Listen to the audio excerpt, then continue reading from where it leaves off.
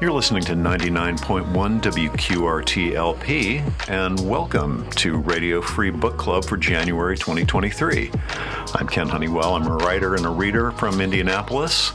Today we'll be discussing one of the biggest and best-selling science fiction novels of 2022, Blake Crouch's Upgrade. Upgrade is set in a not too far distant future America, which is kind of a surveillance state in which people are dealing not only with the ongoing effects of climate change, but also a disastrous worldwide famine that killed about 200 million people, and that was caused by some well-intentioned gene tampering, let's just say. It's smart and it's fast-paced, and I'm betting that this discussion will be both. So let's get started and see who's in the clubhouse this month. We have 4 returning members of Radio Free Book Club, and I'd love to have them introduce themselves. Let's start with Steve. Hi, Steve Woods. I'm a financial advisor and avid reader, and I'm glad to be here again. Thank you, Steve. Craig. Craig Von Deylen. I am a father, a reader, a new uncle, and an architect, and just a dude. Yeah, definitely a dude. Maybe the dude. Maybe. No, I don't know about that. Yes. Hello, Christine. Hi, Ken. Hey, everyone. Christine Hudson here. This is my, I think, 3rd appearance on the book club. Super excited to be here. This book was actually my pick, so if it falls flat, that's on me. Born and raised Indianapolis. I am sort of a digital marketer by trade, but spend a lot of my spare time reading, cooking, sleeping, cycling, doing yoga. Yeah. And writing very long questions. Yeah, you're good at all of them. Yeah, well, your questions are going to be a lot of fun to deal with, and we're going to get right to that. But just one more little note before we start the discussion. If you have any interest in reading Upgrade and you want to keep all the surprises surprising, this would be a good time to listen to something else. This is at Radio Free Book Club. We actually do talk about the book. There will be lots of spoilers in this discussion, but you can find this and all the episodes of Radio Free Book Club podcast on Mixcloud, Spotify, Apple, just about anywhere you stream podcasts. So read Upgrade, come back and listen. And Christine, this was your selection. Yeah. So you get to go first. Why did you choose it, and what did you think of it? Sure. So I chose this book because Blake Crouch's past 2 books, or most recent past 2 books, Recursion and Dark Matter, were like books that I can't stop thinking about. And so I tried to read his earlier work, but it was just not quite as good. So I was super excited for Upgrade, which is his first release since Dark Matter, which the year that Dark Matter came out, I think it was 2020, one of my favorite books of that year. And super excited for Upgrade. I think I got this in July, and I've been saving it for like just the right time. So I was excited to dig in. My expectations were very, very high for this book. And I feel like the book met my expectations in terms of what I typically expect from Blake Crouch, which is something thought-provoking, but also kind of like, I've been calling it like bro sci-fi. So like not super nerdy, much more character than science-driven, but still really entertaining and fast-paced and fun. I think this book did that well, maybe almost too well. I think at times it felt like a Marvel movie. I was like, wait, is this, what am I reading? Is this a screenplay for like the next Marvel movie? But I think that one thing that this book did really well was it was still thought-provoking and probing and intriguing, but also felt like reading an action movie screenplay. So super fun read, I think, for the holidays, especially because I think this was set around Christmas in whatever year this happens. So overall, I liked it. I think it's a good... I think one thing that Crouch does well is he writes big books about not small themes. Like I think this book was mostly about human nature, to boil it down to like the simplest terms. But the way that he extrapolates that is always really good and fascinating and takes a lot of twists and turns. Definitely a page turner. Yeah. I'll say more, but I mean, cinematic was one of the words I used. It felt very much, as you said to me, felt very much like a movie script. Steve Woods, what do you think? I liked it. I'm not a huge sci-fi fan. I knew that Craig would really like this based on our last book that we had read. But, kind of one of the litmus tests is, am I excited about picking it up? Or is this a slog? And I did rip through this quickly, and I found that when I wasn't reading it, I was thinking about it. And I do agree with Christine that there were a lot of kind of heavyweight ideas that you don't find in a lot of science fiction, in my opinion. And I was, I was hooked. I liked it. And I'm looking forward to kind of diving into this. Yeah. Craig, are you going to make it 3 in a row? I loved this book for part 1. I became ambivalent in part 2, and I got really frustrated and tired of it in part 3. The first part of it, where he first became aware of his genome being changed, was, and the way he described it was very interesting and very oddly engaging. And then as it went on, it just became more and more, to me, contrived. Especially towards the end, is like, really? Okay, her lab is in Manhattan, yada, yada, yada. There's 6 feet of water in lower Manhattan. That's kind of a little out there, because, then I went and I do research whenever I'm reading books. The projected, even in worst case scenario, projected increase in water levels of the Atlantic Ocean is like 12 inches over the next 30 years. So really, would lower Manhattan be under 6 feet of water? It just seemed like a weird, okay, let's construct a situation where we have to go into a high-rise tower that's 6 feet underwater on the first floor. That was not as interesting to me as the beginning of the book, where he was experiencing these changes within his own body and his own psyche that I found deeply interesting. And he sort of threw the rest of the book together to finish the thing off. So it was kind of the action movie nature of it that kind of turned you off to it. Yeah, it just didn't. Yeah, it didn't play well with the beginning, which was really thought-provoking.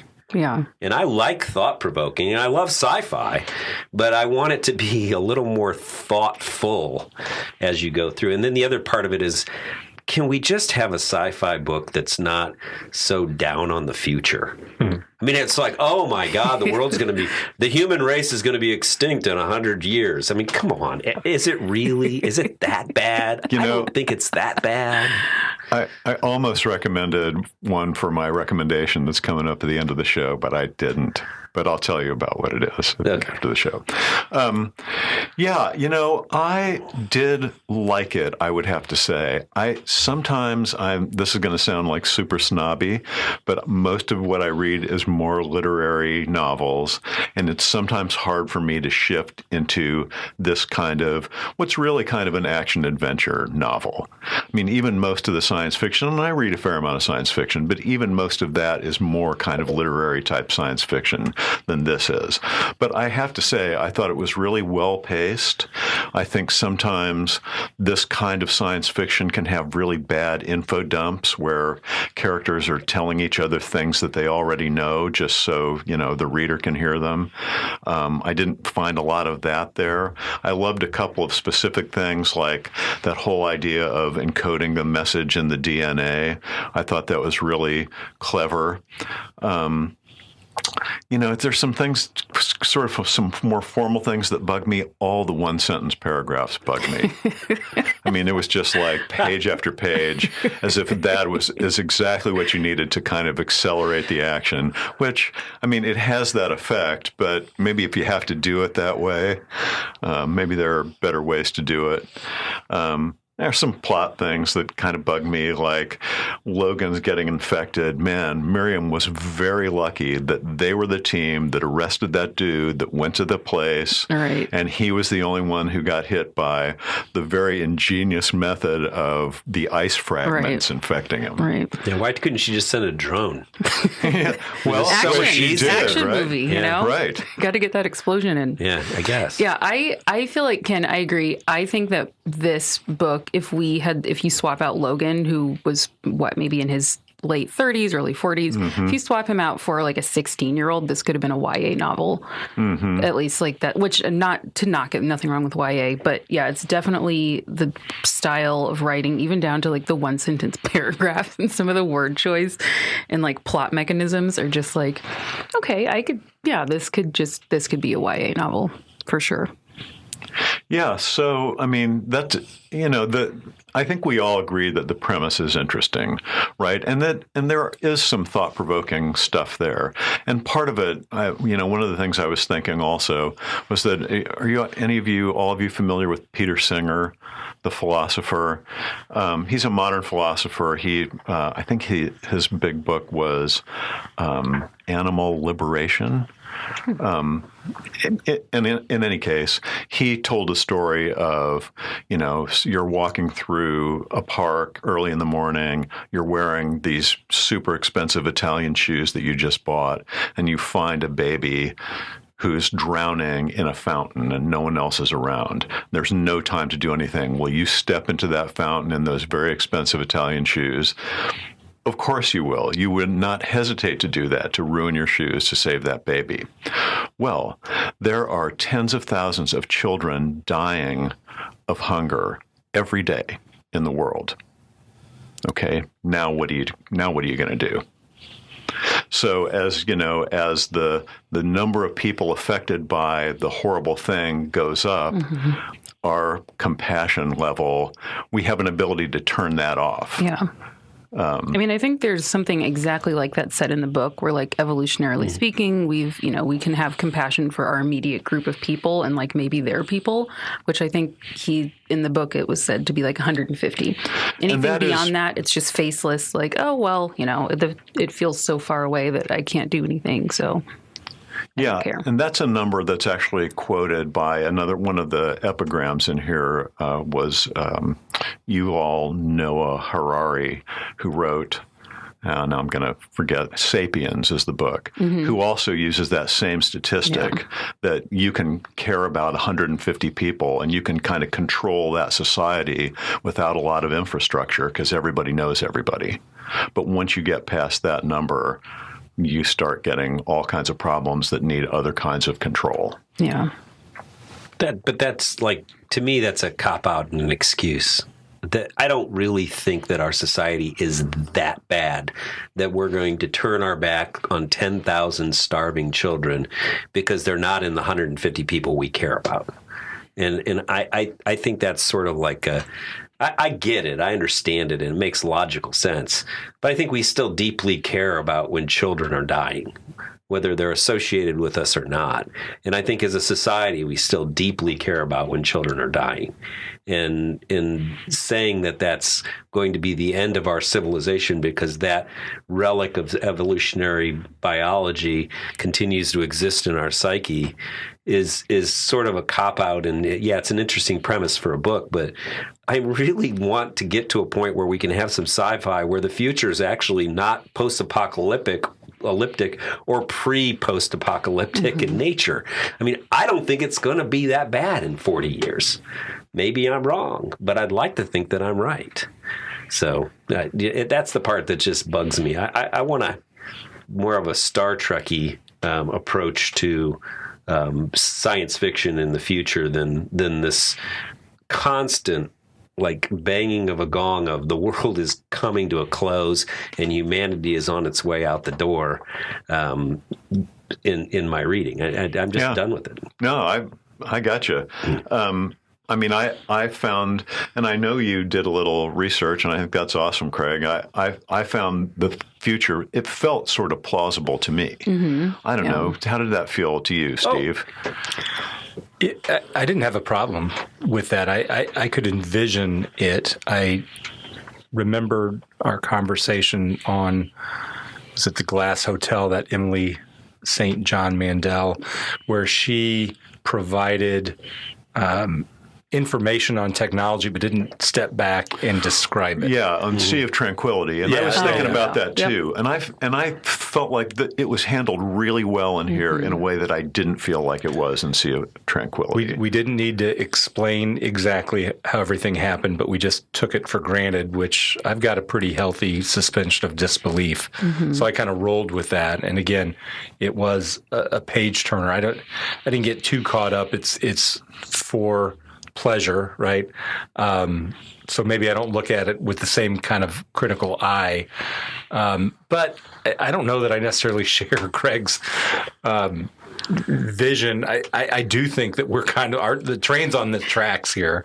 I don't know that it's going to be 40 years until this stuff happens, but we're doing bad things at a pretty rapid pace.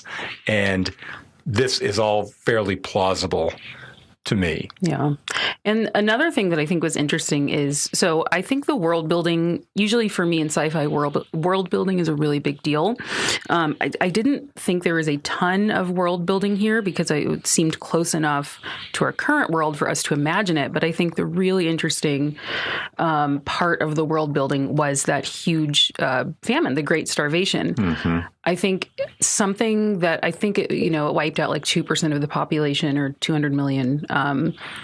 That's a pretty key component in changing the trajectory of the world that we see in this book that I think we can't really account for. So while I feel like we can understand this world to an extent, trying to imagine, I mean, even if we think back to what the world was like in 2018 or 2019 before COVID, even something like that altered, the course of humanity and the course of evolution. And then if we're talking about something like an entire famine, a global starvation, that is a really big deal. So I think that anything in this book that doesn't feel totally plausible, like even the 6 feet of water in Lower Manhattan, which I agree with you, Craig. I feel like that was to make it an action sequence with him climbing the building. Yeah.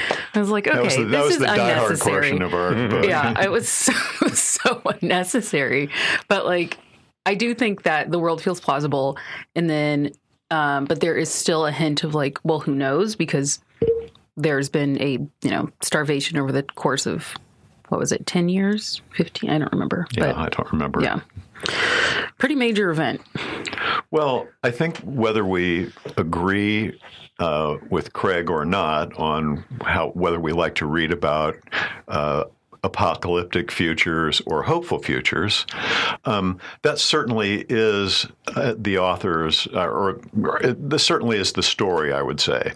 We are doomed. We're on our way to being doomed, whether we like Kara's way or Logan's way.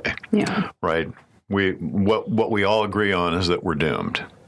So let's. Greg's I still disagree. No. I'm not saying I'm not saying everyone in this room agrees that. Okay, so I'm saying in the book, both sides agree that we're doomed. They both know they're doomed. I will go back and I think the redeeming grace of this book, and I'm going to repeat, was part one as he was changing and he was realizing that he was changing. I find that deeply interesting. Like when he would notice that other people were moving inefficiently. Yeah. And it's interesting, though, because it also reckons back to something that I found completely unplausible, in that Edwin was reading a printed newspaper while he was in the glass cube, and he was upset because Edwin was folding the paper awkwardly. Right. Yeah. And I'm like, well, wait a minute, this is supposed to be 30 or 40 years from now, and this dude's got a Washington Post that he's folding up.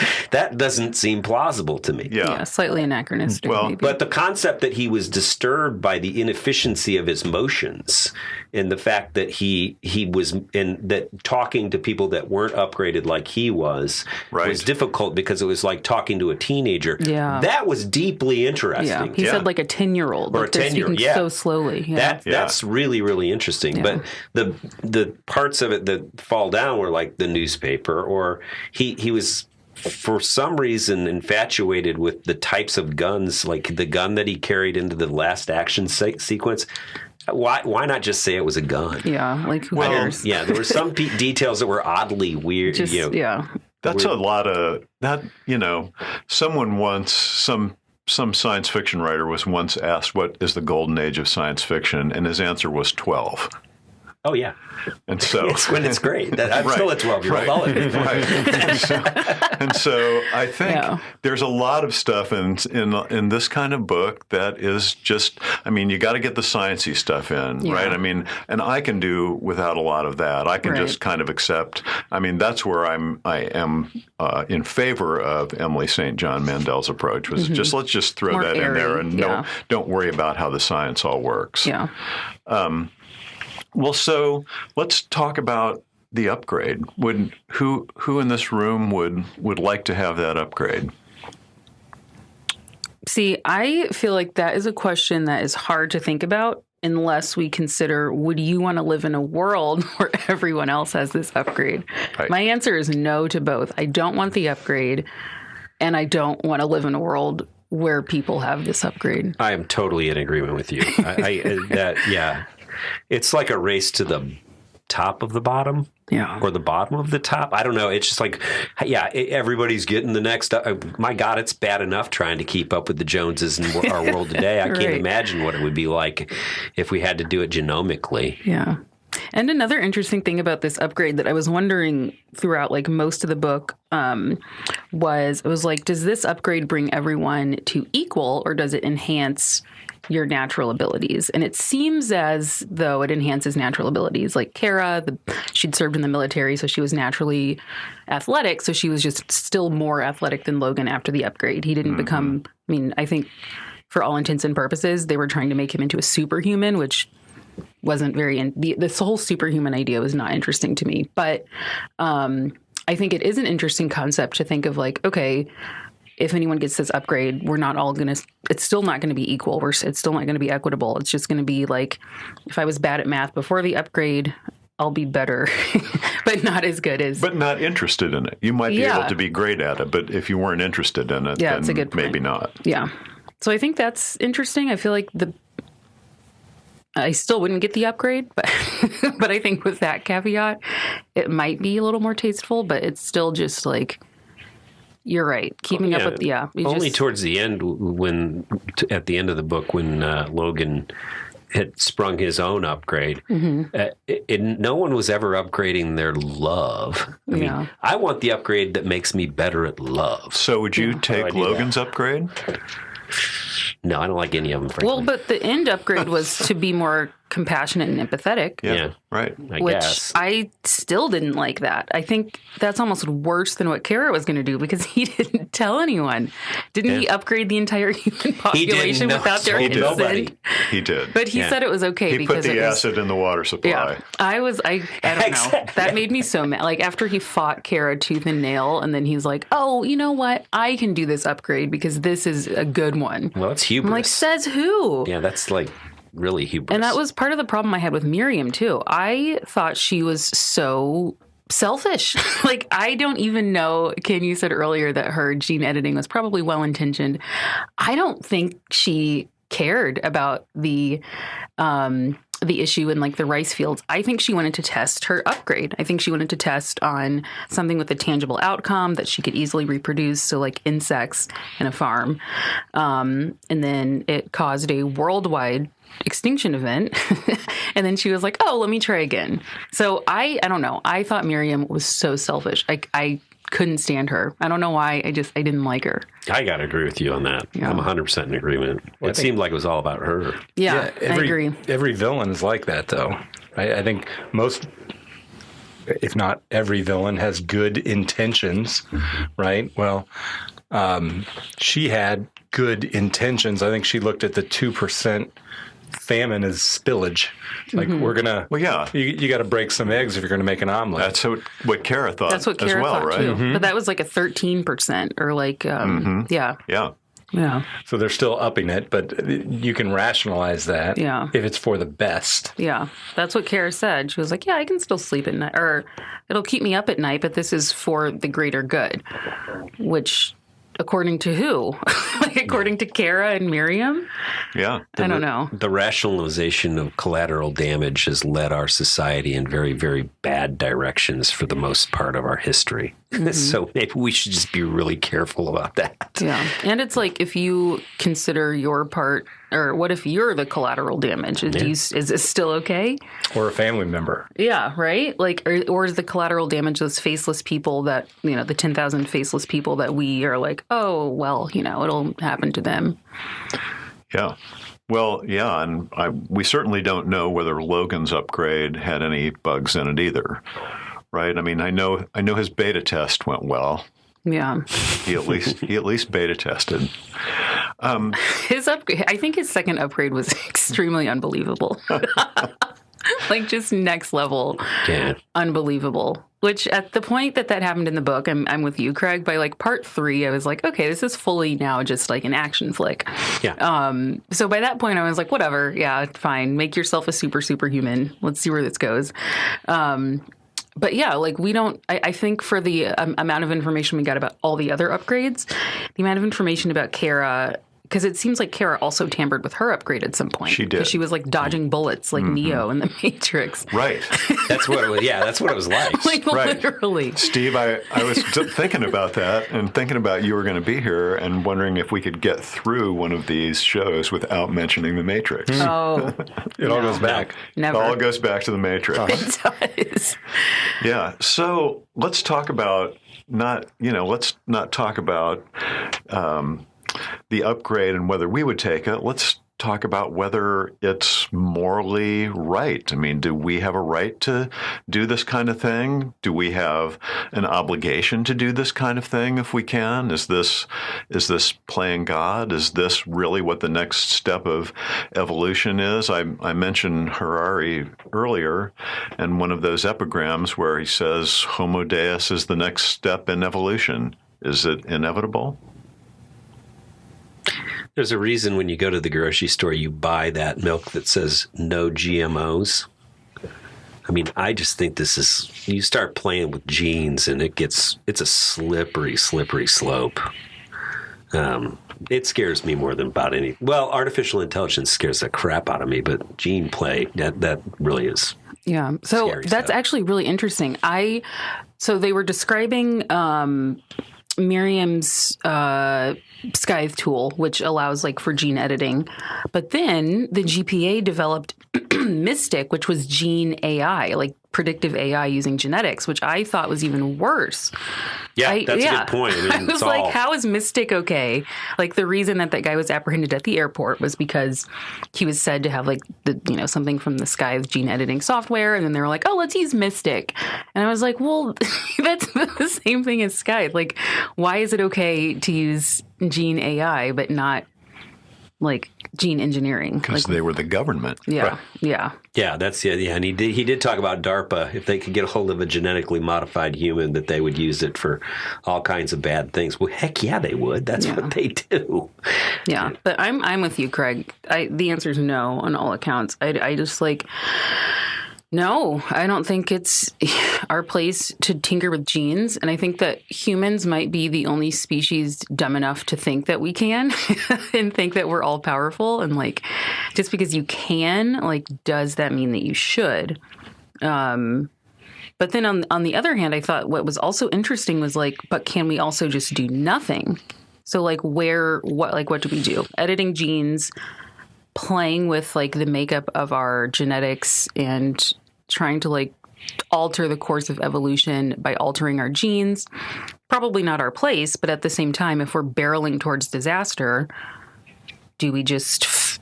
Yeah, it's easy for us to say, no, that's bad because we're healthy and we don't have Lou Gehrig's disease or something like that. Whereas if you did, you would go, I'll do the gene editing if it saves my life. Okay. But it is sort of playing God. Yeah. And, well, on a personal basis, I think that's different. Like if you opt in. Yeah, that's a good point. Then that's different because that only affects you, possibly. But yeah. Yeah. Steve? It would be interesting if they had separated a test group and the control group. And then if the dum-dums somehow rose up and found that they were actually superior in that. And but that's kind of where I thought it was going. Yeah. I also thought maybe a Flowers of Algernon or Algernon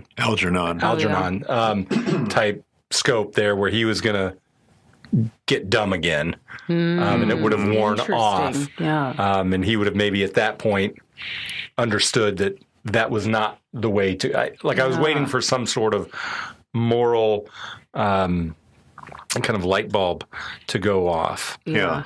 That never happened. That's it. I was also wondering, like, where are the side effects of this? It's like, okay, great. I can become superhuman. I can climb buildings in Manhattan. What's the drawback?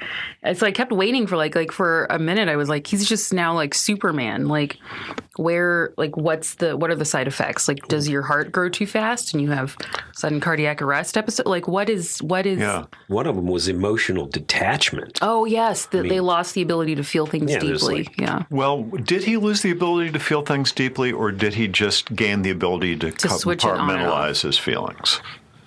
I think he just could compartmentalize his feelings. Like, he would mention turning something off and like when he saw his ex-wife with the new guy she was dating, he had to turn off his feelings of like jealousy or rage to go back to his hotel and upgrade himself in the bathtub. Yeah, right. Wow, that's a good way to put it. Well, so Christine, you pointed out that when Logan arrested Dr. Romero, the mysterious and kind of evil Dr. Romero, the torturer Dr. Romero, he said, Romero says, "I know you're trying to do the right thing, but you can't put this knowledge back in the box." And I guess that's my follow-up question to the last one is, I mean, this is all stuff. This is not. Obviously, this is bioengineering technology that is far, far beyond what we can do today. But we certainly can tamper with DNA. We certainly know how to build crops that only respond to Monsanto pesticides. Yeah. Right? Literally. So is this sort of thing inevitable? God, I hope not. Here's the problem. It breaks down when we try to, let's say we can biogenetically enhance humans. Who makes the decision as to what a good human is versus a bad human? Because the reality is the rebels of our world, the disruptors, the people that do weird stuff, the artists, the musicians, the ones that got kicked out of the club, are the ones who actually make stuff happen in our society. And if we just go to some weird homogeneity as far as human beings are concerned, that may actually be the downfall of our society, because we'll have gotten rid of the people that actually make things happen as we move forward and get better. That's the scary part. Who makes the decision as to what the perfect human is? Yeah. And I think that's something that was on my mind too, is we have evolved to this point, and even though things feel crazy, there is a balance, and it's an ecosystem, and changing one thing can have massive effects. So I don't know. I'm unfortunately, Kara was like, you can't do nothing. I feel like I would have just done nothing. I'm like, well, I'm going to do nothing. Like when he destroyed the upgrade, I was like, yes. And then in the epilogue, he was like, oh, so I did release an upgrade. I was like, no. Well, we haven't been doing anything for the last 10,000 years. And the reality is, despite all the shortcomings that we have in our world and in our society, it's still better than it was 50 years ago. It's still better than it was 100 years ago. So doing nothing has gotten us here. And potentially doing nothing will get us through the next 100 years. Ideally, we'll come up with solutions to the problems which face us, which there are serious problems. But I really feel like this concept that somehow we can engineer ourselves out of it by changing our DNA is not good. We can engineer ourselves out of it, but not by tinkering with the God elements of our own physical being. That's the part that scares me. Yeah. And I mean, I think that evolution drives people, not necessarily the other way around. It might be a little bit of give and take on both ends, but I think we can't sort of change the course of humanity and evolution by first changing ourselves. I think it happens the opposite way. And I think if we do try to change or evade the course of evolution, it catches up. I think it keeps score. Like even the COVID vaccines that evolved, the strains of COVID that evolved to evade vaccines is like, I mean, that happened in the course of like 1 calendar year on a relatively, like, it's not simple. COVID's not simple, but like imagine like what our bodies would do if we changed absolutely everything and hopped off the course of nature that we're on. Like, what are the ramifications of something like that? Yeah, they don't get into that. No, not at all. I think Mother Nature is undefeated. Yeah. And, you know, when you look at what Logan wanted to do was kind of anti-Darwinistic in that he wanted to have the compassionate survive. And, right. And in his ideal world, I guess everybody's giving each other a Coke and, you know, just in a hug, and then we're all going to be okay. Yeah. But inevitably, I think Mother Nature is going to find a way to put that pebble in our shoe and make it really uncomfortable to the point where it's unbearable. And then the people that can survive limping are going to persevere. Yeah. And compassion fatigue is like a thing. That's a real thing. From what I've heard with like healthcare workers, you just have to develop some sort of like blocker to the constant feelings of compassion and empathy, because otherwise you'd never be able to function. Like, how could you go in to your job at the hospital every day knowing like, okay, today I get to help someone else die, you know? Or today I have to have 100% of my compassion and feelings for every single patient I see. It's not possible. I think even with this, even with the upgrade proposed at the end of this book, it's still not possible. Yeah. And Christine, to kind of circle back to your idea about doing nothing, you pointed out that our character, it wasn't Logan, was it the other guy who was reading The Stranger? Oh, yeah. That was the guy that was not abducted, apprehended at the airport. Yeah, right. Henrik. Yeah, I thought that was really interesting, too. I thought it was really interesting that you pointed that out, and it made me go back because I also noticed that he was reading Never Let Me Go, which is any of you familiar with Never Let Me Go, the Ishiguro book about basically it's like clones who are being raised to, you know, for their organs later. And I'm supposed to read that, but yeah, I know what you're talking about. Yeah. Yeah, No, I missed that. It's a great book. Okay. And then he was also reading Gödel Escher Bach and Eternal Golden Braid, which he had tried a couple of times to read. And couldn't get through. Couldn't get through. And I have tried it at least a couple of times to get through that book and never been able to get through it. So I thought that was interesting. But yeah, why do you think he used The Stranger? So at first I thought it was in relation to like, so I had never read The Stranger.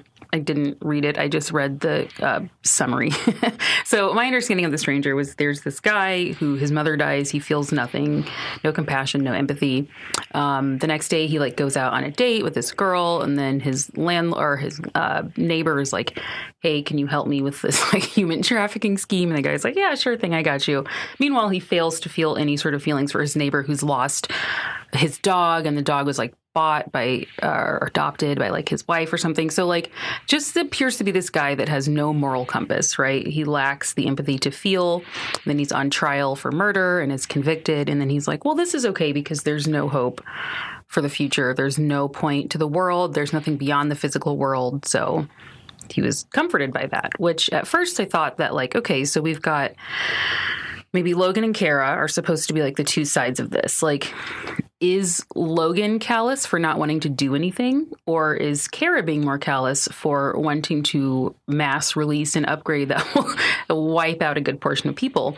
But then at the end of the book, I realized when I was like writing the questions and sort of going back through and answering my own questions, I think it was actually more about the compassion element.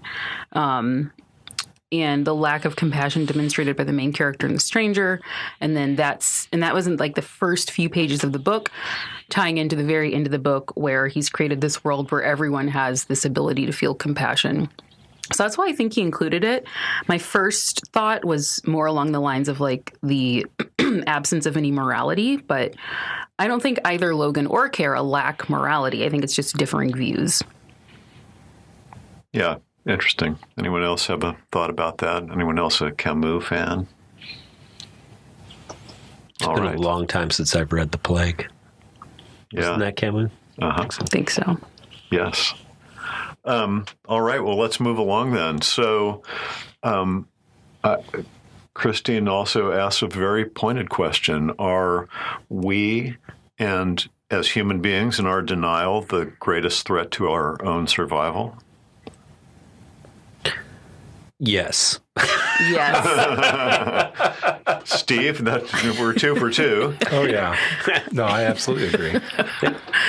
Yeah. I mean, I think even on an individual basis, we're the greatest threat to our own survival, right? Like, it's like, oh, I've been having chest pains for 6 years.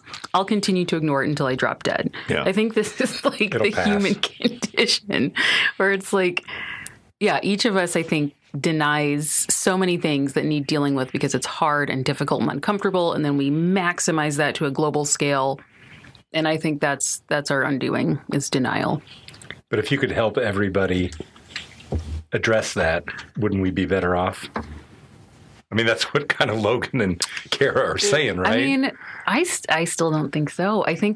I actually think denial, this is probably just because I am heavily in denial often, but I think denial can be healthy. We can't do everything at once. Right. We can't care about everything. We can't take care of everything. So I think denial is some sort of a survival mechanism to like, okay, I can't handle this large problem, but, maybe I can get my chest pain checked out. So I think denial can be healthy to an extent, but I think that the extent to which I feel denial and what it seems that the world, our world and the world in Upgrade feels denial is probably that's what's going to end us, I would say. Well, the solution for denial is relationships. Like, yeah, I would deny that I had chest pain for 6 years, but my wife would go, "You're having chest pains. You need to go to the doctor." Yeah. So our solutions for denial is that collective agency that we have when we gather together with other people. You can't continue to deny your problems when your friends are pointing them out to you. So that's society, essentially. Possibly. I think that's a certain kind of person, though. I think that could come down to personality type. Like, I love my friends and family, but I'm probably not going to take on their problems, Like, I think some people are more helpers. I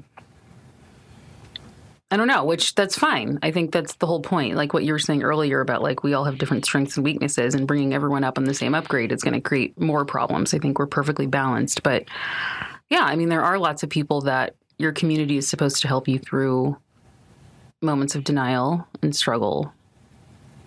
Theoretically. Well, if we've progressed over the last 10,000 years, it had more to do with society and the collection of humans than any individual human himself. So, I also think Miriam was in denial. I think she was literally, I think, the one that said that quote about denial being our greatest threat to survival and the greatest threat to humanity. I think she said that like after she released that starvation GMO that like ruined everything, or like right before. But I think she was the one that said that. And then later she turned around and said like, Logan, nothing goes according to plan in life. It's okay. Just be happy with whatever you can achieve. Which this coming from the lady who caused an extinction level event. Yeah, right. But she was ego driven because she faked her own suicide so that she could continue to do illegally the things that she was doing that caused the death of 200,000 while her people. son went to jail. That's what I couldn't do. That's I could not, like, I don't know. I just think Miriam was a sociopath. Yes, I think she's the antagonist. She's the villain. I was just going to ask her. Steve that. Is she the antagonist of this book, Steve? Yeah, absolutely. And I applaud Crouch for making a woman the supervillain. I mean, that was very progressive, right? There's not a lot of female supervillains. He almost always does, I think. That's what he always does. Oh, so it's a thing. But twice over, because Kara, her daughter, was like her adjunct supervillain. Yeah. It's like they were both her little minion. Yeah. So I think that was really interesting. So having read a lot of Crouch's writing, the family relationships 2 books. the family relationships he chooses to include are usually really pointed. There's always, this is probably semi-autobiographical about his life. There's always a teenage daughter. Just, I don't know, he probably has a teenage daughter. And there's always like a wife or ex-wife that he loves, but it's like a fraught relationship. So there's always that level. But what was interesting is he included a deceased twin brother and the dad who'd committed suicide. Yeah. And the brother who died of a sickness, which I don't think it was ever said what that sickness was. It wasn't. So it makes me think, why would he include, knowing how careful he is about including like familial characters, why did he include Raz, the father, and Max, who is dead? I thought Max was going to appear at any time. Yeah. I think that could have been plausible by the end of the book. I really did. I didn't think he was actually dead. He could have come up out of the waters of Manhattan. And so I guess, I mean, that I have to say both of those characters, Max more than Raz, bugged me. Yeah. But maybe it was just a red herring. I mean, I couldn't find any other meaning. I invented a theory. I like your theory. That's baseless, but this is what I've got. I think Max was probably... So I think Miriam... This upgrade was her life's work. I don't think you wake up one morning after causing a global starvation and say, you know what? I'm going to upgrade all of humanity. I think this was her entire life's work. I even have suspicions that maybe she slightly upgraded herself as well and her kids. That's what I think. She seems to me like the kind of person that would upgrade her children without their consent. I feel like she upgraded Max first because he maybe showed the most potential, and he died. His sickness, the symptoms weren't explained, but the people that died of the upgrade in that, not Billings, Montana, Glasgow, I don't know. Glasgow. The small city in Idaho or Montana. Those people also got sick and died. So maybe Max died. And then I feel like the father knew what was happening and what her plan was. So he probably offed himself because he was like, I can't deal with this lady. And then I think she then chose Logan and Kara because I think she knew since Max died, she probably needed 2 more subjects that had her genes. I even think she maybe upgraded herself before she had kids. So she knew that they would be like smart or capable in some way, even though I think it was frequently alluded to that Logan wasn't super smart. He was a disappointment. Yeah, literally. I think I also looked up the meaning of their names. I think Logan meant hollow, which is so sad. And Max meant ultimate or maximum, basically. Right. I think, I don't remember what Kara meant, but I don't know. I think something happened with the family much earlier on because I think it would be interesting, when this... Of all the things he chose to include that maybe didn't add to the novel, like the type of gun brought to the, final shootout in Manhattan, that's one thing, right? We can see that is just supposed to fit into the action movie sequence. But, why include deceased family members unless they have something to do with it? That's my crazy theory. What was Miriam dying of when she decided to kill herself? She had some kind of cancer. Time? But really? maybe I just made that up. But why wouldn't she genetically fix that if she... I think she upgraded herself to death. I really do. I think she did. I think she realized okay, I've done every upgrade I can and this is miserable. Maybe she had experienced all the side effects and symptoms. And it sounds like she hadn't really been dead for that long when they found her. So the fact that it was that urgent that she couldn't even wait. Or maybe she didn't want to face her kids after what she'd done. The point about Max is actually really interesting because you're right. He could have been a test subject, and she might have told her husband, and that's why he killed himself. So I don't know. I think you have given some screenwriters some interesting possibilities. I know you should be a showrunner for the miniseries. Yeah, they can call me. You can find me on Twitter. No, I'm not on Twitter. I can't be found anywhere. Well, so we have had a lot of kind of interesting and kind of opinions all over the place about this book. When it comes right down to it, Steve Woods, you going to recommend this? I would, yeah. I mean, just from like I said, a page turner type thing. If you turn that last page and you have questions, I think the author did their job. If it evokes discussion, that's a good book. You may not love it, But if it whiles away an evening over a couple drinks, then that's a success. Yeah. So yes. Yeah. Christine? I didn't love it, though. Yeah, same. Totally agree. I didn't love it. I think, like you've said, Steve, and like Craig has said, the first part of this book was the best. The more action-y it got, I think the less interested I was, but I still couldn't put it down. So much so that one day I was like reading all day, and then I had to stop because I've had people coming over. I couldn't bear to put the book down, so I bought it on Audible so I could listen to it like while I was cooking and cleaning. So yes, I would recommend it. It's entertaining. It's fun. I also think it's accessible. I think that's important to note as well. Like I said, I think it feels very YA, or to me at least. So I think it's an accessible, enjoyable, fun book that makes you think. The characters are relatively I think the characters are actually the strongest. I think they're quite interesting. So yes, I would recommend it, but I didn't absolutely love it. Yeah. Craig? I would agree. I mean, part 1, read thoroughly, ingest. Part 2, start skimming. Part 3, speed read. Or download it on Audible. Or download and listen to it while you cook. I mean, but you're right. Steve's right about and I'm still thinking about it. Albeit, I just did finish it today. Well, sure. But I'm still thinking about it, and that's like anything. I mean, movies or whatever. If I'm thinking about it the next day, I know it was good. If I can't remember it the next day, it wasn't very good. But this one sticks. It'll be it'll be an interesting movie because I'd like to see what somebody else would do with the story from a screenwriter standpoint. Yeah. Don't make it into a miniseries. Yeah. Please don't. Gosh, I totally agree. There's not enough substance there for a miniseries. No.